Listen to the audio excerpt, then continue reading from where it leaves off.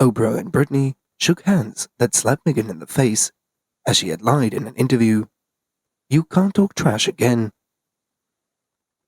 In case you missed it, Oprah Winfrey had sat down with Meghan Markle and Prince Harry on Sunday night in a tell-all interview about the couple's life during their time as the royals and their transition in everyday life.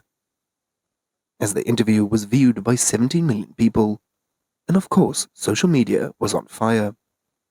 But not just about Duke and Duchess, as the Twitter users were tweeting during the episode that the next person Oprah would interview is Britney Spears.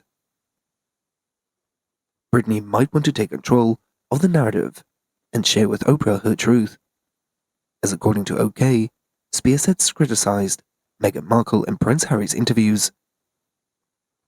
Earlier, lawyers could question the TV host Oprah Winfrey over her interview with Prince Harry and his wife Meghan Markle, after the latter's half-sister Samantha had sued the Duchess. Samantha believes that her reputation had been damaged following some of Meghan's remarks during the couple's interview back in 2021. For the reason, Oprah may be called as one of the witnesses, according to Meghan's lawyer Michael Kump. Samantha's lawyer had identified a whopping 19 non-party witnesses, including Prince Harry, Meghan's mother, and Oprah. This baseless and absurd lawsuit is just a constitution of a pattern of disturbing behavior, Kump had told TMZ. "We will give it the minimum attention necessary, which is all that it deserves." Meanwhile, Samantha believes that Meghan has spread lies about her after the Duchess had told Oprah that she was the only child, despite sharing the same father with her half-sister in Thomas Markle. She also claims that Meghan had lied when she had said in an interview that the last time Meghan had seen her half-sister was at least 18 or 19 years ago, and before that, 10 years before that. Meghan Markle and Prince Harry had asked to continue working on behalf of the Crown on a part-time basis as they pursued alternative ways to earn some money to support their family. As the late Queen, Prince Charles and Prince William are believed to have rejected the suggestion and later agreed to the Duke and the Duchess of Sussex to quit their roles entirely.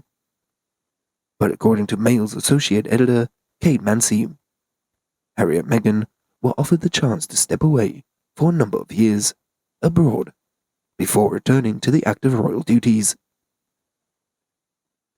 Speaking to the Palace Confidential, Miss Mansi had said, "When things were going wrong with Harry and Meghan, they were trying to put in place.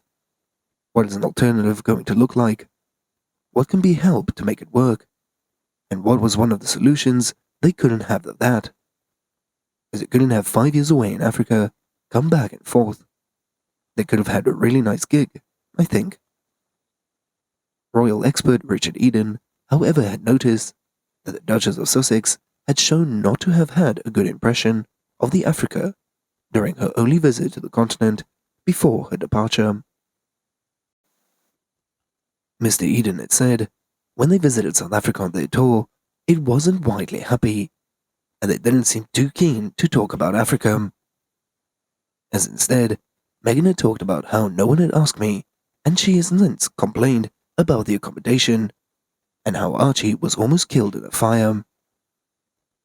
So I'm not sure Africa holds particularly happy memories for Meghan, as the Duke and the Duchess of Sussex took a part in recording of a documentary on their joint visit to South Africa in 2019, during which signs of a significant crack in their relations with the royal family began to emerge.